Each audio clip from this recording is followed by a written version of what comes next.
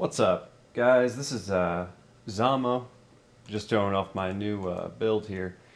It is a mage who uses block and evasion to a much greater extent than you probably think. I have 30% chance to dodge attacks, 20% chance to dodge spells.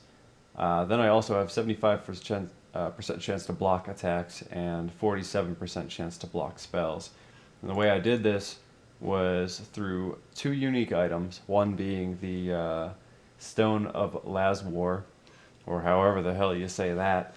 It gives you 50% block chance to spells. It's a very, very cheap unique, so this build is not hard to do. It's at least not expensive to do. And then I use the Crest of Parandus, which gives you 40% chance to block, which is a very, very high block chance. As far as I know, it's the highest block chance in the game. So, I also use a lot of passives. As you can see, I spread pretty far on this tree.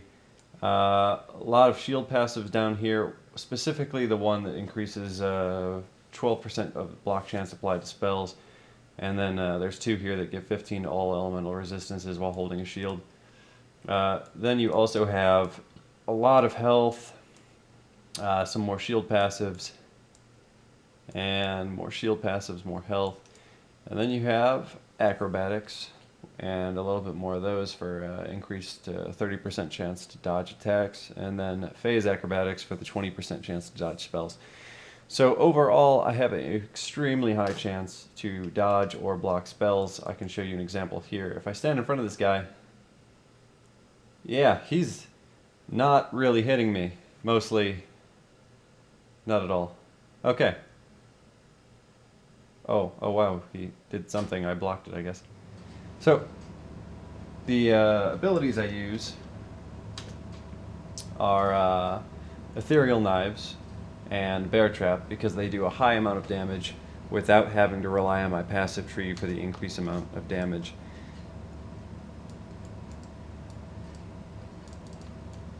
So as you can see, as soon as I get a good group of enemies up, this is actually a fairly powerful skill. You guys should also remember that I am on Merciless Act 3 right now, so these guys are not necessarily weak. But I can pretty much just run right through them, and they really can't hit me. I have to stand still for quite a long time. One of the weaknesses of this class, though, is if you do get frozen, you can no longer block or dodge, and you're pretty much screwed at that point. Another weakness, as you just saw, is that enemies who reflect physical damage actually can do quite a large amount of damage to you very quickly, especially when you have a lot of mobs around them who are also reflecting that damage back at you.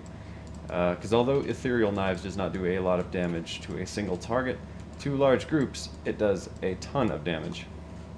And then if you see here, I'm using my Bear Trap, which can kill bosses pretty quickly.